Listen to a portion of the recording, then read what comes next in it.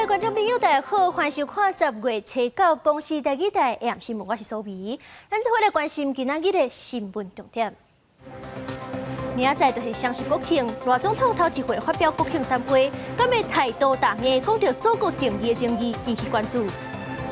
高雄一个2岁查甫囡仔，哪像是去互年母苦毒死，连这头壳碗都摔破去，检方是请法官爱甲伊判互重。摩洛哥最近落大雨，连撒哈拉沙漠都做大水，当地是已经打起50年伊犁之湖，嘛开始有水啊。前日啊，总统赖清德三十暗会演讲，针对这祖国的定义是引起中国丢卡当地。中国国台办就批评讲，赖总统是这武人新的两国论。也若是美国的亚太左倾康达是强调讲，美国的一中政策无改变。不过，因为美国是从来无明确表达过，若是台海起战争，因会安怎做？所以讲，咱咧个防暴地壳发表的民调当中，显示大多数的台湾民众认为讲，美国是未直接帮助台湾。总统赖清德进前提出祖国论，引起国际关注。中国国台办万3天才回应，批评相关的论述是咧推销新两国论，并且派出12架载中国军机、8架载中国军舰、甲1架载公务船扰乱台湾。我们生在这个土地，大家都是中华民国人。我想，中华民国是我们的祖国，是毋庸置疑的。刘委会会议中访讲，两岸互相无隶属是客观事实甲台海现状。美国国务卿亚太左倾康达是重新强调，美国的一中政策无变，台海和平稳定是美国根本的利益。原来咱国防部智库国防院头一届公开发表的民调当中，显示超过70%的台湾民众相信，若中国武力犯台，美国会用各种方式援助台湾。不过认为美军会派兵协防的民众是52%，认为美军会用海军突破中国对台湾封锁的敢若39%。台湾多数的民众呢，他认为也相信美国会用间接的方法，但是呢，对于美国直接介入台海的一个军事冲突呢，在这个民意调查上面显示的结果是看起来是有一点保留的。当美国是采取战略模糊的一个立场，我们民众对这个确实会有些恐惧症。2027，他为了要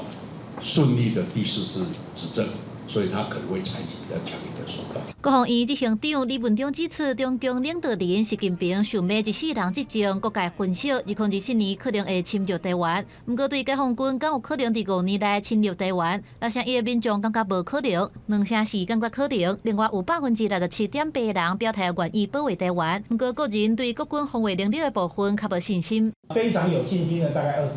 然后有点信心的大概是27%。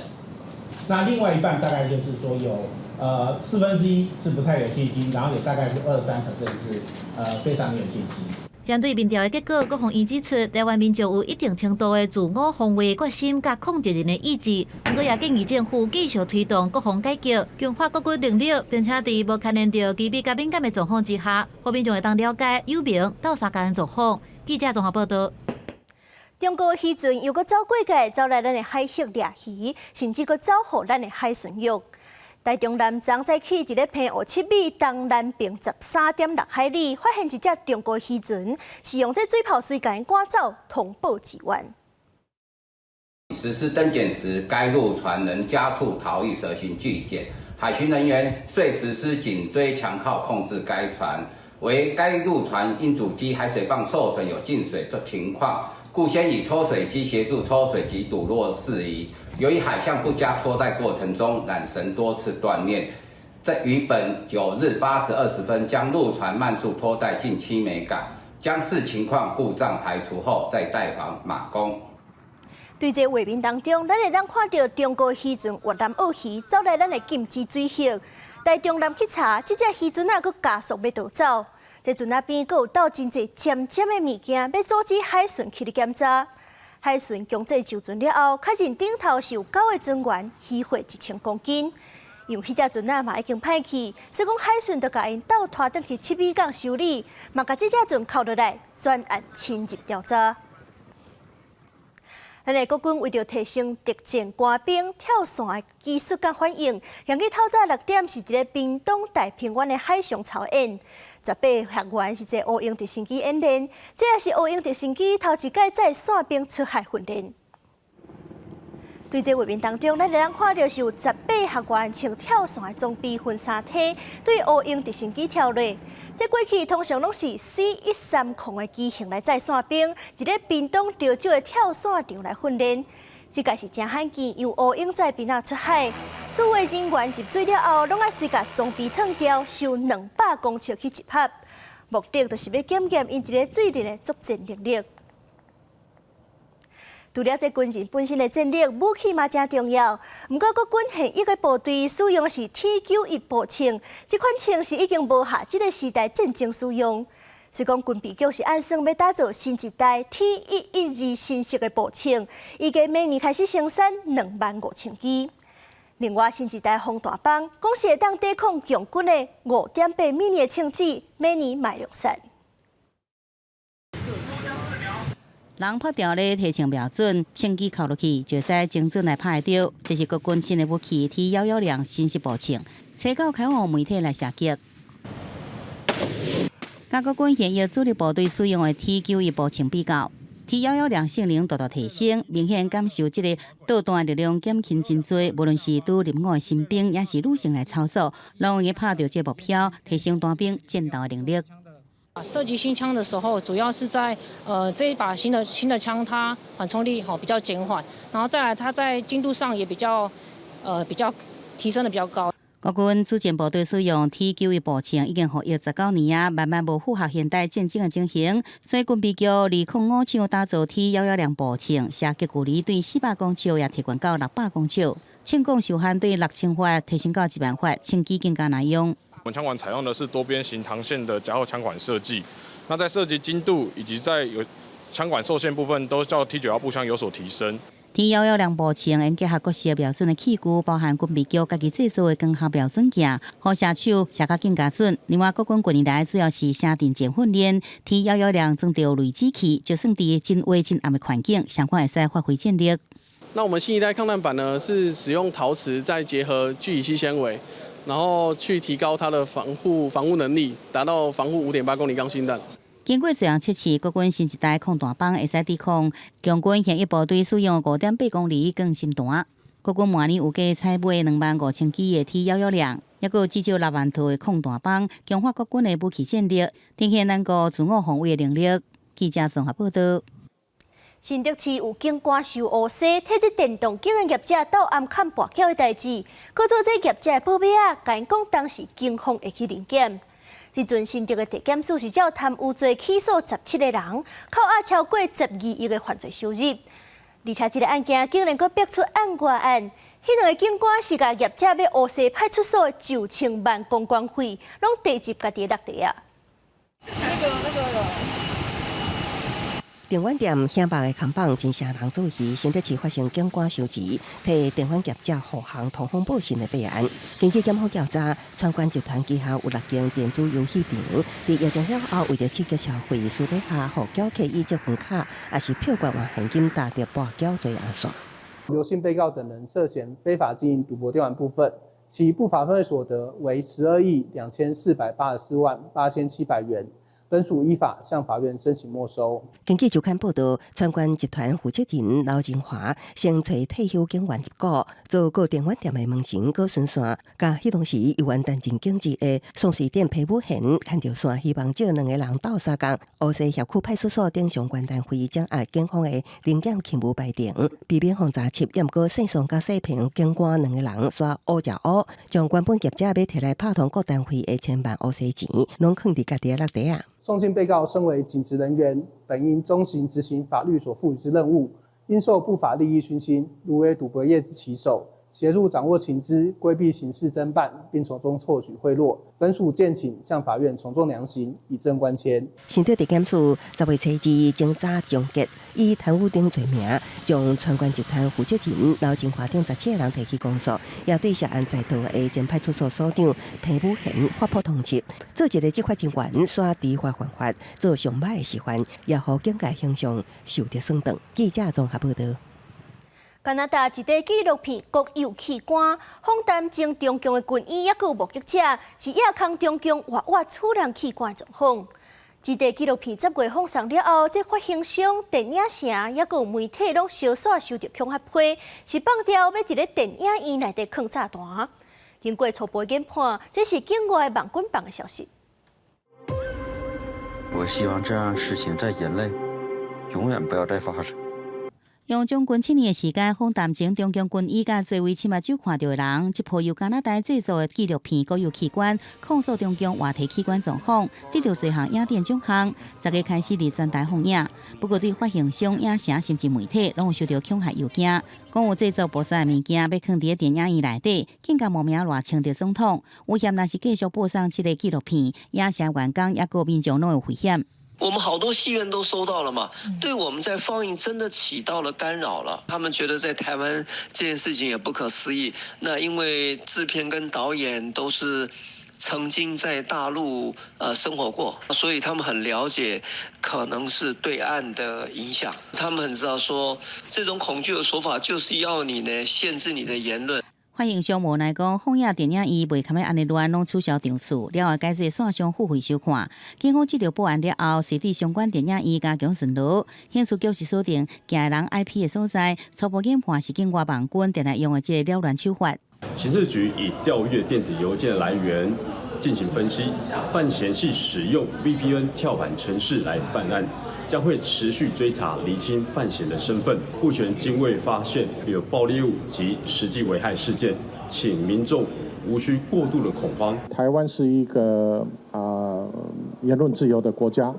高雄是一个注重人权保障的一个城市，任何的这种威胁或者是恐吓，那我们都会请治安机关强力的来查查。初到暗时，高雄大陆影城最后一场国有器官高雄电影会，影这恐吓批无拗手，甲真正无对，等待警方调查清楚。记者综合报道。顶日3都市风台带来灾情的时阵，这屏东的安泰病院是个大火烧，造成9个人死亡。时阵，在民进党的立委林淑芬就质疑讲，其实8月病院咧评鑑的时阵，就已经发现安泰病院管线较旧，消防安全有问题，煞无遂改善，了后才发生这场悲剧。国防部长邱泰源就答应讲会检讨评鑑的机制。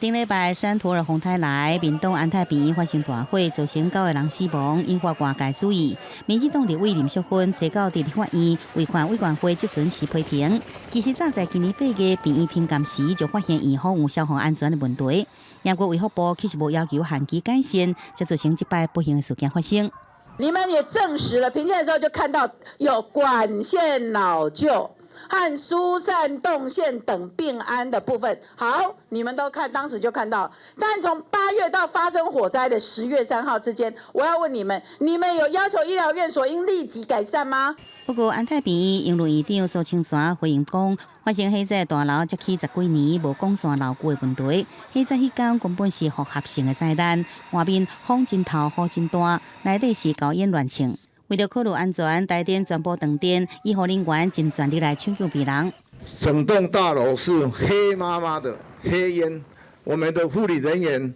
是一个一个把病人背下来。那这一次呛伤死亡的都是卧床的。苏清泉讲，正在进行刑事甲民事庭诉，会专家来负担诉讼费用。不过，医改会批评，近年来发生侪桩病院大火事件，卫福部每4年的病院评鑑有缺失，应该重新检讨病院防灾预防甲应变的办法，才法度让民众安心来就医。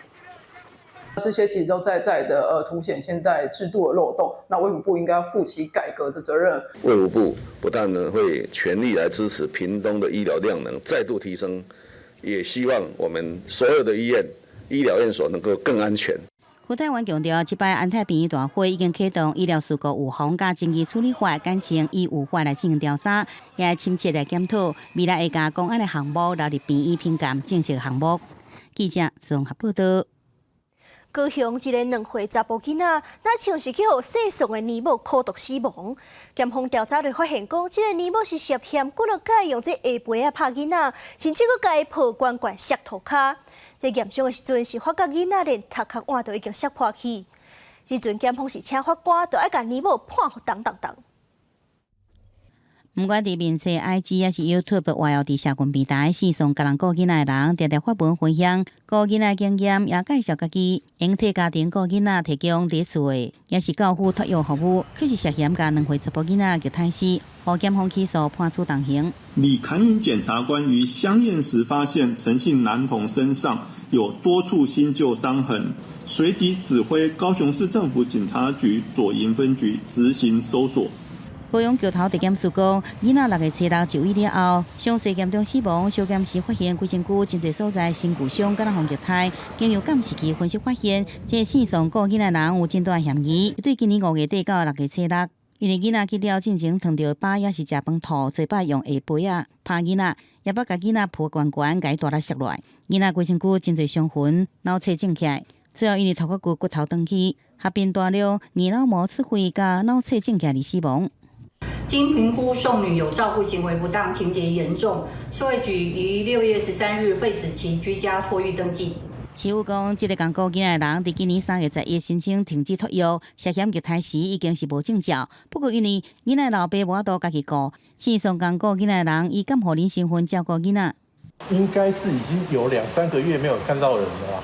因为他们也不是很常下来走动。去囡仔老爸住的所在查证，管理员经由电话联络无人接，无多处理回应。根据了解，囡仔老爸敢若甲这线上顾囡仔人有熟悉，二月底甲监护权转互这线上顾囡仔人，以1个月3万块，请对方拜一拜五照顾几工。因为囡仔其实无辜防虐待死，市府讲已提起独立的告诉，也提供家属法律及相关的协助。记者综合报道。近日台南青山渔港才发现有游蛾跨沙，昨伫咧中部的海巡就接到通报，讲这台中大安的罗西拿的岸边冒海洋跨沙，计共是4只木龟头。这状况较稳定的，是已经紧急送去家人照护，上紧明仔载就野放。海巡人员会同救援团队去救援扩大的海洋。哎呀，3、车被尾马，海巡署接到通报，有4只木龟头靠搭伫台中大安灵西拿化济，救援团队到场评估，其中2只生命现象较少，另外2只是奉送往家人8斗仔的救援中心照护。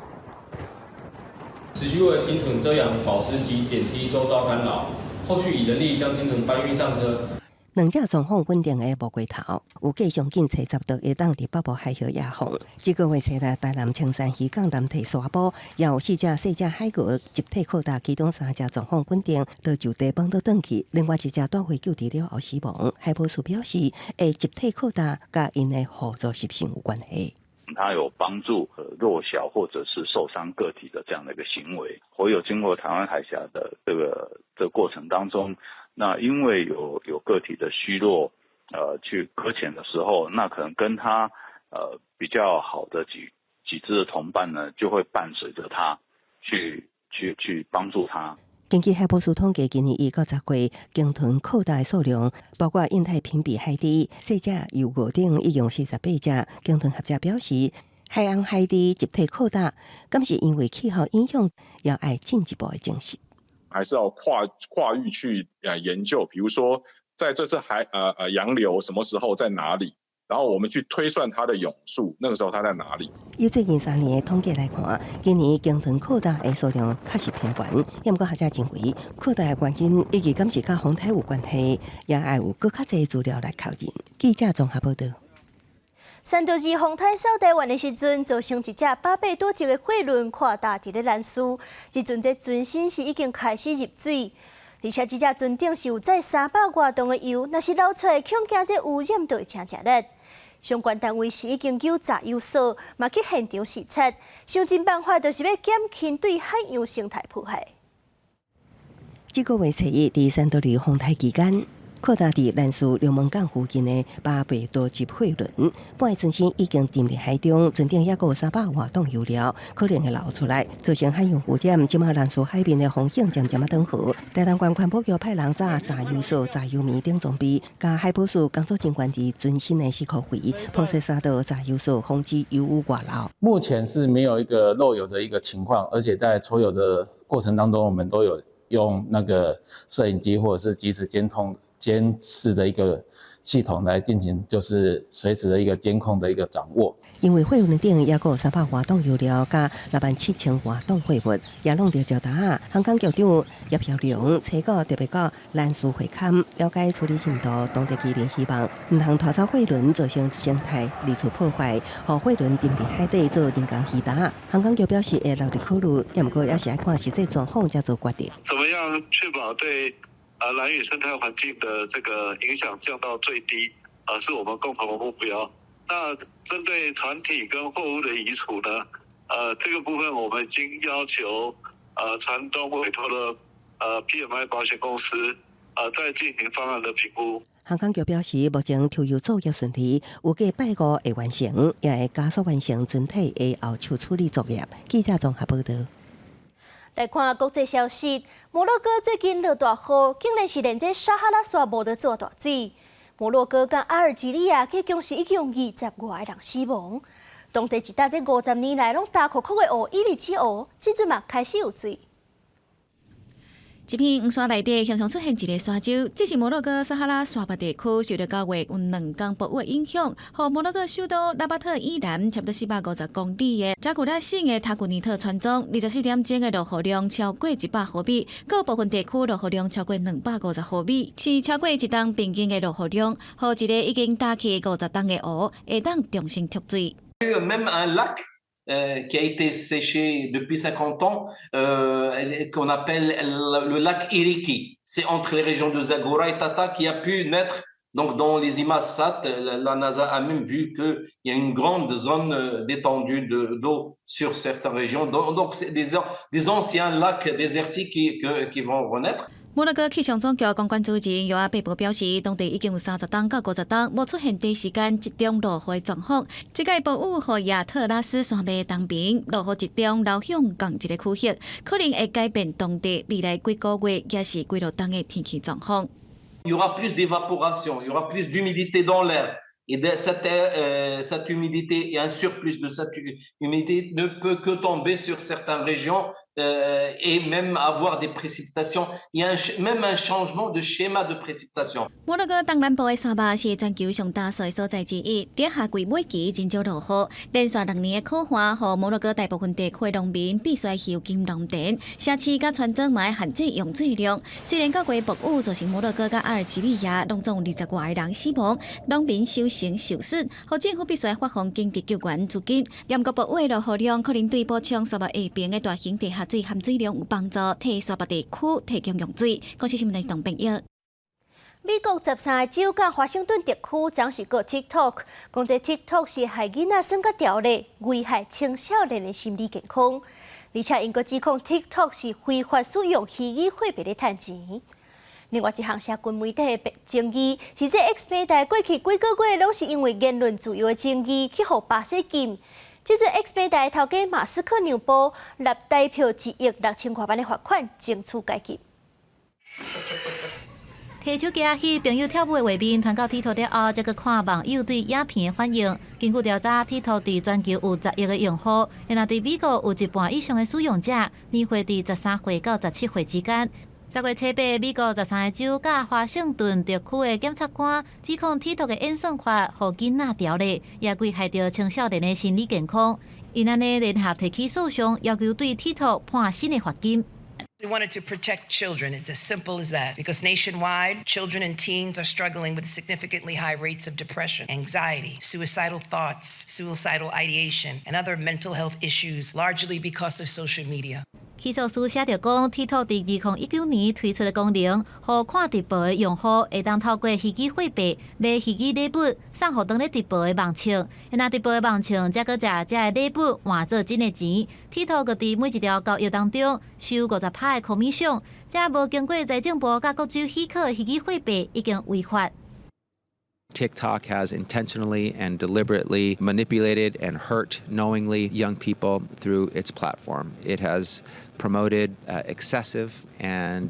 addictive and compulsive use by design of our children through its different features from autoplay and infinite scroll to its likes to its beauty filter. TikTok 的发言人发布所有指控，并且表示对各州选择起诉，毋是共同合作，议定解决方案感觉违宪。另外，巴西最高法院大法官莫瑞斯要求 X 平台退掉2022年巴西总统大选期间散布假消息的口罩，并且请新的法律代表。不过，和自认是言论自由守护者 X 平台的头家马斯克拒绝。莫瑞斯伫8月3日下令停止 X 平台伫巴西所有运作。不过，最近马斯克态度大改变，同意遵守莫瑞斯所有要求，包含到520万美金，大约代表1.67亿的罚款，并且请法律代表等等。10月7日，巴西最高法院宣布解除对 X 平台的禁令。公司新闻新6倍编译。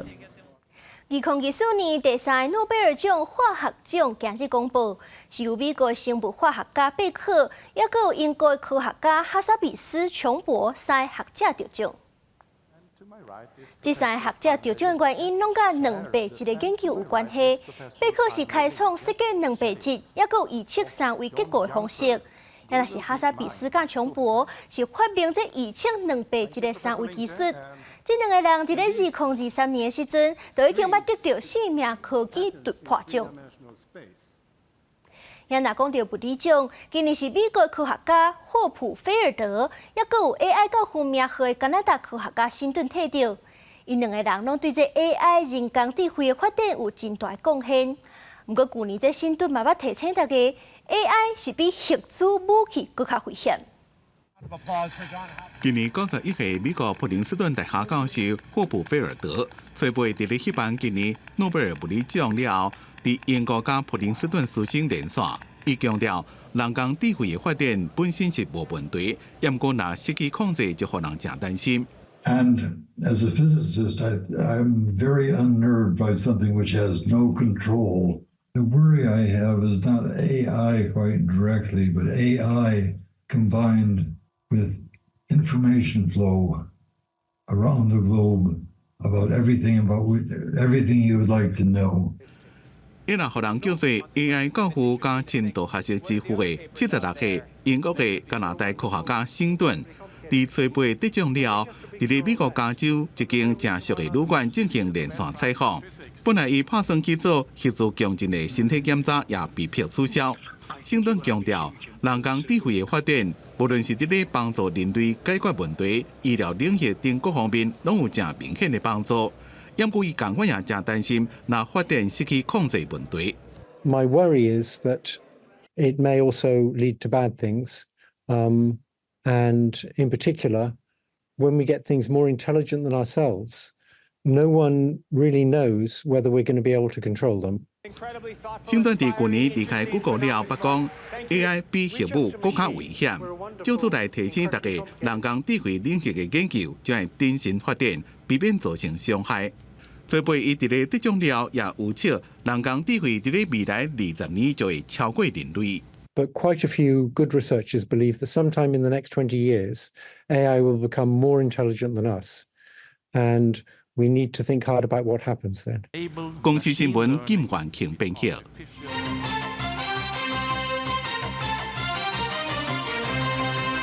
转来关心国内消息，当年双十总统府拢会有光条秀，今年的秀是用43块经典的台湾红仔菜，也佮有艋舺做主题，包含早期的主角树龙，也佮有魔法阿嬷等等，拢是要带民众共同回忆无共世代作品，同齐庆祝双十。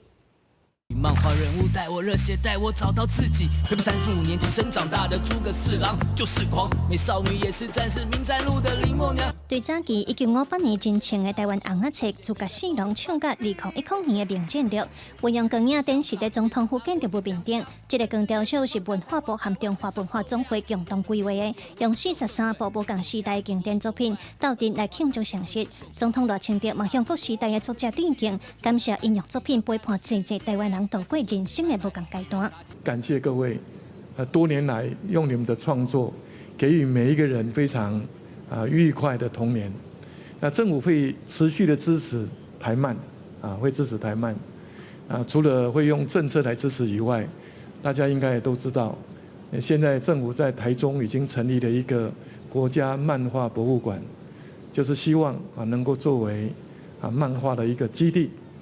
既传承又创新。光雕秀收录的作品，毋那台湾文化题材，也有 BL 类型的红仔册，类型是真多元。负责光雕秀的技术总监表示，无共时代红仔册，毋那是记录生活文化的文本，其实嘛反映台湾民主社会和价值观的进步。漫画作为我们这次的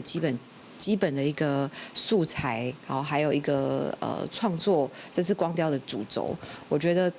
就是希望可以让大家看到我们的这个想象力的平行时空里面，其实已经更趋向很自由、很民主，或是很多元的一个社会氛围了。中华文化总会表示，光雕秀一直到上市每一暗拢有，一场是15分钟左右。伫咧现场会直直放送。总统府的上市光雕秀自2017年推动到今已经第8年，今年希望透过光影和网架和民众做伙来分享无同角度的台湾。记者卢尚如、王兴忠台北报道。明仔双十节休假，气象署是提醒，因为受到东北季风的影响，北部的云会较高，不过加在这雨水是减少，也若是中南部是维持好天。不过这咱全台湾的观众朋友拢要注意，早暗的温度起起落落是会差真济，上凉会降到22度，提醒大家早暗都要加套衫。拜四就是双十节，为着要迎接国庆大会，总统府头前行路顶面拢会当看到国旗。毋过看对天顶高高的乌云，敢若随时拢要闪大雨。受到东北季风影响，北部这2天的雨水真高，天气嘛变凉冷。气象署表示，双十节这天同款受东北季风影响，毋过雨水会减少。清晨呢，在北部这边仍然是会有一些零星的降雨几率。那到白天之后呢，在北部地区降雨情况会越来越减缓，大致还是为多云，那偶尔是可以见到阳光。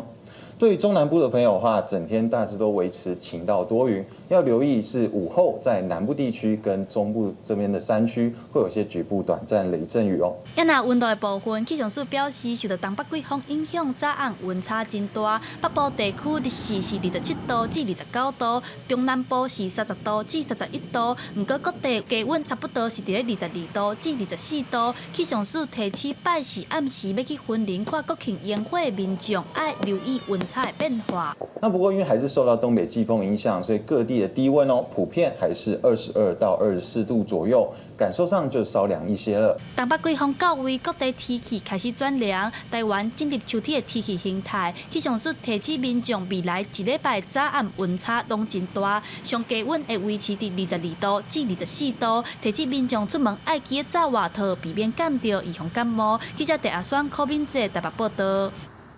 教育部甲闽南语正名做台湾台语，这就引起其他族群反对。县议立法院的内政委员会嘛，针对这项争议开会，有国民党的立委就批评讲，若甲号做台语，就是排斥其他族群。也若是客委会是呼吁，要尊重各族群对家己语言的称呼。民间我们台语、闽南语，我们大概有这样的俗称，没有错。但是你在等于政府，你这样强制的，刚刚在很多的这个答询里面，你这样强制的把直接台语就定义你是这个闽南语，其实这个是真的是很不恰当的，所以我们要代表客家族群特别的来抗议。针对一寡国民党立委质疑政府甲闽南语改做台湾台语，是甲客语和其他语言对台湾语言排除，表示抗议。拜三伫内政委员会调集客委会、文化部等部会，继续针对台湾台语的名称敢有符合国家语言的定义，也有敢有危害到其他族群地位等等来讨论。客委会主委是表示，根据文化部在2022年作为国家语言发展报告，各有行政院应过的函示。客委会表示尊重各族群对家己语言名称的称呼。根据文化部的调查，大部分人讲七个好乐话为台语，名的迄七个案并非尊重各族群对七个语言的称呼，但是也尊重所有族群人对其他族群人的称呼，就像客家族群称呼好乐族群安尼，也是表现到台湾包容多元的价值。原来针对台湾台语的名称，民进党立委陈培如是指出，当初建议诗人詹贵海医生都是提出建议的人之一。陈培如认为，不应该继续操作族群对立。初咱号这个名的时阵吼，那大家拢有讨论过，而且这个名当初是曾贵海医师有提出这个建议吼，伊嘛是客家人，所以我认为讲咱这个部分应该是无遐尼大的问题啦吼。而且当初颁布这个国家语言发展法，李永德部长伊嘛是客家人吼，所以我认为讲大家这个部分应该拢会使好好讨论吼。但是咱要安怎叫咱的名，嘛是互咱家己决定。另外，文化部是解说讲，国家语言发展报告针对各族群语言有提出书面用语的建议，为了兼顾各族群卖红百度的台湾音乐，所以才会建议拢加台湾2字入去。未来嘛，希望透过国家语言发展会议，继续讨论出对国家语言名称的共识。记者卢尚如、王兴中台北报道。咱国内2大金控公司台新金甲新光金今日拢开临时的股东会，这2间公司是拢通过合并案，接落来就会交予金管会审议。不过，在新光银行的工会是伫咧股东会进前就出声批评公司，讲因公司是拢无甲员工讨论讲，若是合并了后，因这劳员工的工课是要安怎安排？排队排到倒长，大约有200公尺。新光金甲台新金的股东临时会起股，国内上大规模的金融整并、新兴并伫股东会拼过关。新光金宣布出席率有 85.63%， 台新金的出席率是 78.52%。这将是台湾金融业首次金控合意并购的先例。台新金进展顺利，头早9点外就开始投票，出席者有 92.76% 赞成，股权比重占全体股东大约 72.83%， 相通过新兴并。现在新光金股东发言是真积极，就要以出席人数的 72.29% 赞成率通过，大约占全体股权比重 62%。合意的并购，所谓的友好的合并，这个换股之下，大家能够共同享受利益，这个是金融史上没有的事情。临时会前，新光银行工会提出6点声明，即期讲，台新金甲新光金毋捌和工会协商过员工安置的计划，为保障伫会后回应讲，原则上就是至少劳用3年，全体员工拢适用。即使是针对这个3年的保障，那也应该有更多的细节，就是在员工安置计划里面一项一项来大家的就是谈清楚。那这样子可能在未来即使并过去之后，也不会有那么多的劳资纠纷。顺利通过新兴并，过来就送金管会来审，按算上紧11送件申请，金管会会按照5大要件来审，上紧2个月内核准或者是颁布。处理期限一般是2个月。到时候有需要的话，也是可以做展延啦。合并了后的新公司会改名做台新新光金控，变做是台湾第4大金控。因若敢会伫今年底或者是明年初完成核准，还是驳回，金管会是无明确时间表。记者综合报道。政府是推出学校逐班拢有青牛奶通啉的政策，原本是规划9月开学的时阵就要开始实施啊。不过，煞是因为配送、保存等等的问题，无法度全面推动。这汤圆迄边就9成的学校拢用保固牛奶来代替。农业部长就表示，这初期确实有供货无稳定，所以讲是按算要用牛奶罐的方式，安尼学校才袂死价订无货，石头拿来拿当。时间一到，高雄林园国小的学生囡仔就到集合的地点领牛奶，真侪同学拢欢喜，赶保冷茶啊，回去教室全班做伙啉。因为农业部甲教育部推动逐班有牛奶的政策，透过发送国产的牛奶，互学生囡仔补充钙，健康成长。如果在厂商可以跟我们配合的情况底下，我们希望孩子喝到的牛奶它是最新鲜的，而且是近期生产的。高雄包含林园、八卦等4间学校，共要3000个学生囡仔，经由厂商用冷藏车载牛奶到学校，再佮用保冷茶来配送，就是要互囡仔啉到安全的牛奶。因为伫新北市9月底，敢若沙仑国小等2间学校，伫老师甲行政人员克服保存问题了后，顺利互学生先啉到牛奶。考量保存的问题，这个鲜奶纸盒啊，低年级的小朋友他是在家里一定是家长帮他开的倒好啊。那小朋友一开始他不会开，老师就要帮忙把那个纸盒撕开，那也要花一些力气。中央得标厂商乳源供应量及配送量能不足，新北市透过跨局处与厂商协调，召开3次会议，统筹办理厂商及学校媒合，并协助媒合学校下单订购。教育团体也讲，逐班有牛奶的政策，造成教育现场第一线人员负担加重，而且亲像桃园全市有9成的学校选择订唔免冰的牛奶。因为供应量无够，面临调度的问题。对此，农业部长陈俊贵表示，政策推动的初期确实有无稳定的情形，会建议发放牛龄悬的可能来减轻行政的负担。记者综合报道。台湾高龄化囝生少，真侪时代人在退休了后身心就出问题。为着鼓励这时代发展事业的第二春，农业部就甲新竹的劳工处伫咧人才服务据点成立高年级实验室。这内底除了有专业的老师来教时代真侪课程，嘛协助企业找适合的人选。今年65岁白女士过去店百货公司上班，离开公司了，有一段时间拢营营伫厝内。经过去上课学煮咖啡，即马已经出师，找到新的头路。讲真诶啦，踮咧厝拢无代志做，是介无聊啦。啊，无聊，日子嘛毋知要安怎过，对无？是毋是？对无？吼，大家嘛知影无聊的时阵是足恐怖的代志。啊，所以有即个机会来遮上班吼，是足幸福的。另外一个老女士嘛讲，会当上班足幸福的。当去工课场有代志做，感觉真好。其实我身躯边有一两个退休的人都得忧郁症因为因拢就是好像但是男性居多啦，因为平常就是可能都是一些比较研发性的工作哈，本身就比较没有跟人家接触，他们的稳定性很高。对，然后遇到一些突发状况的时候呢，他会相对之下，他是能够用一个很平稳的方式，然后他也会能够很快的方式去解决。劳动部指出，高龄的劳工除了体力较输少年人以外，其他的部分颠倒拢是优势，若有人生的经验、专业度、稳定性，性地也拢比一般的少年人更加好。一般的银发族，刚才讲，除了生理的部分比较无法跟我们青年朋友一样外，其实上刚才职业的忠诚度，还有相关的专业能力，都相对的非常扎实。目前很多缺工的，像餐饮、旅宿，我们也鼓励我们中高龄能够多善用政府的资源来返回职场。根据统计，目前新竹市65岁以上的时代有69000多人，占整体人口约25%。透过雷泡的高年级实验室，未来除了会举办各种的讲座课程以外，上重要是会当协助时代创造出属于家己的价值。记者杜君和新竹报道。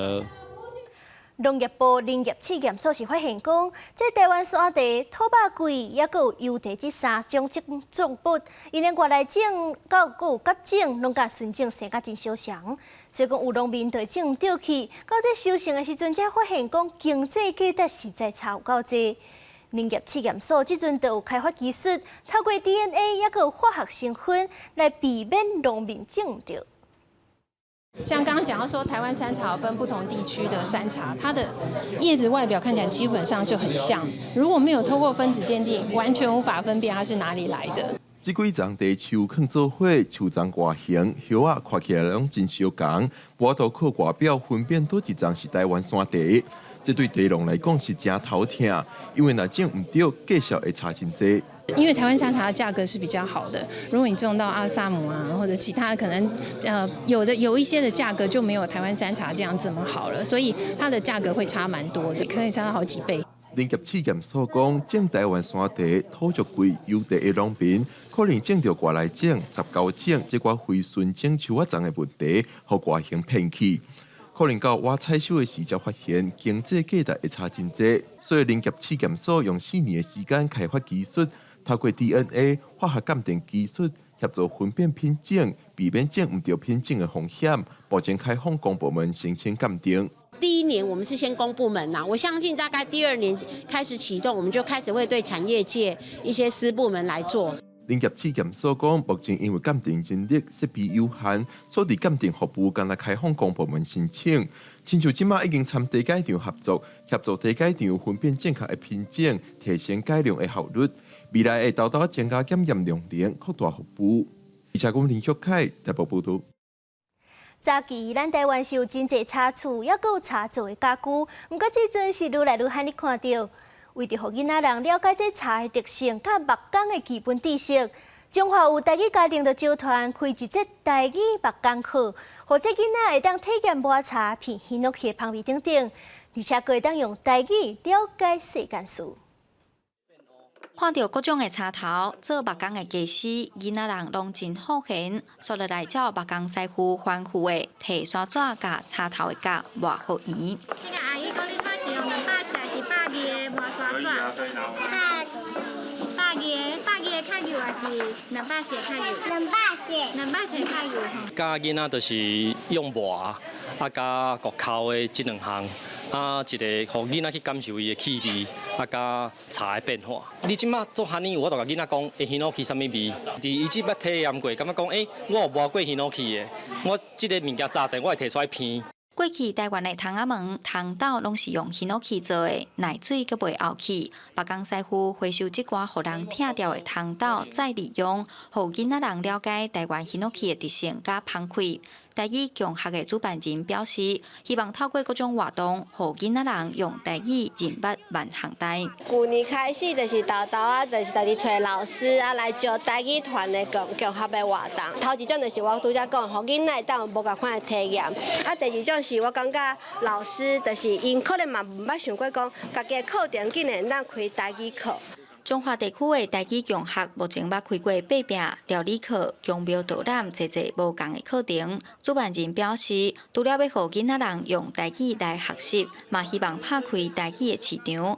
增加大家举办台语体验课意愿，互台语的资源会当拿来拿侪。记者杨淑晴中华报道。为着要庆祝10月初2印度国父甘地的生日，印度台北协会是用河海共存做主题，邀请在高雄市新上国小的学生参加画图比赛。咱这回来欣赏因的作品。白鸽经过的地方，那个子弹跟一些炮弹都会变成好的。新上国小6年的刘山克用画笔画出双手捧和平混照的意象，这是伊期待世界和平的境地。对草图到完成作品用1个月的时间，这是印度台北协会以河海共存做主题，邀请新上国小的学生囡仔参加甘地儿童画图比赛，900件作品上尾有13件得奖。是我的画作，就是分别为一边是和平，一边是战争，然后底下的部分就是一边是干净的，一边是被污染的水。希望世界和平，不要再有战争，然后大家都能很和谐。学生的作品内底，有的人为人类甲动物做回算，嘛有用战争无情的画面强调和平的重要。得奖作品的展区，印度台北协会马上学生甘地绘本，绘本是用印度风格的图，甲简单的文字，甲学生分享甘地的故事。囡仔有足侪的想法所以我会当非常的惊吓吼，看到这囡仔表现出来，因为足侪囡仔我也准讲，因即摆拢卖即个网络的世界吼，也是讲游戏安尼，样个吼，咱的小朋友伊的画作内底有足侪真正面、真深的即个讨论啦。10月初2是印度国父甘地生日，嘛是国际非暴力日。印度台北协会邀请高雄的学生囡仔发挥想象力，和台湾甲印度用艺术来交流，嘛传达和平的价值。记者邱昭阳高雄报道。为着传承北港花灯100年的文化甲技术，北港朝天宫当年拢会举办做花灯的营队。这上尾作品嘛，放伫咧朝天宫展出，目标就是希望透过这动手做的过程，互哪来哪侪人认捌这项在地工艺。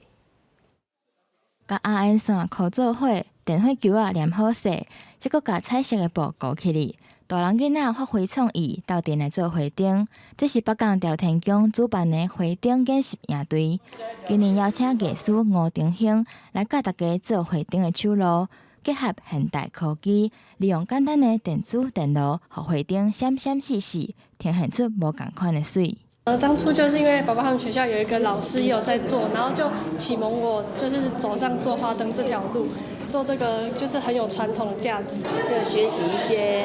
做花灯的技巧，当然是越做越有经验啦，就是越做越喜欢做这样。那我们吴登信老师还有我们朝天宫，把我们北港在地的花灯的文化和我们现代科技做一个结合那相信这样子，我们北港在地的花灯的文化会一直传承下去。北港的花灯文化已经有超过100年的历史啊！朝天宫逐年拢会到学校举办演习营，请专业的师傅来指导。若已经完成的花灯，嘛会伫朝天宫展出，就是希望这项在地传统工艺会当继续传承落去。花灯演习营迈入第20年了吼，北港是迄个花灯的原乡啦吼，所以这要继续延续下去，有在大家有法通做着花灯。到今嘛，还会当比活生生看到花灯，大家的作品一直挂在朝天宫里面哦，这对于朝天宫来讲嘛是足大的这个民俗的荣耀，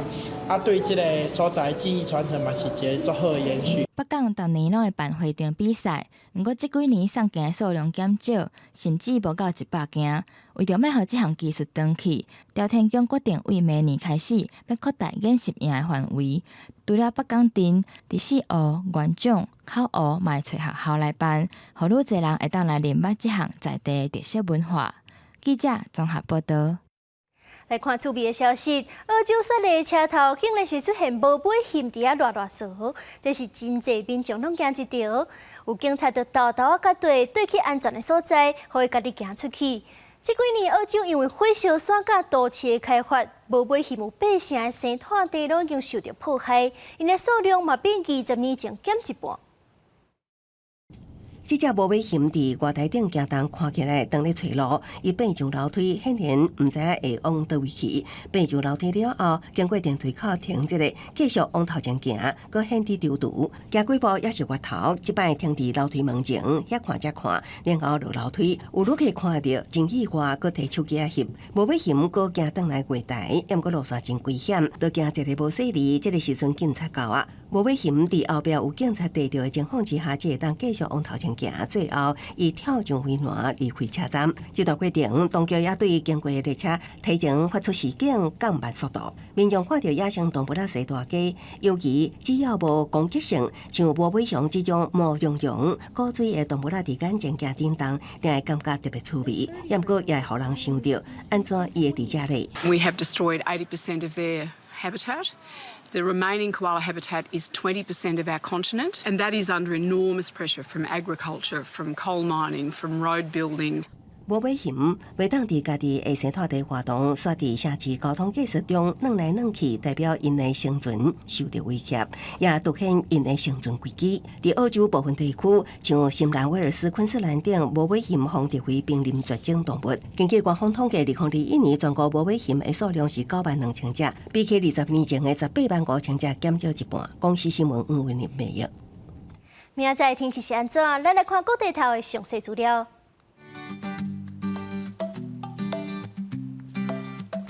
北部地区23度到27度，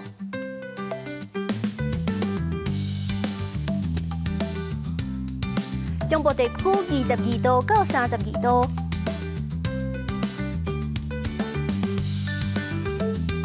南部地区23度到32度，东部地区23度到29度。外岛地区22度到27度。感谢您收看今日的 AM 新闻，我是苏比。咱明仔载同一个时间再会。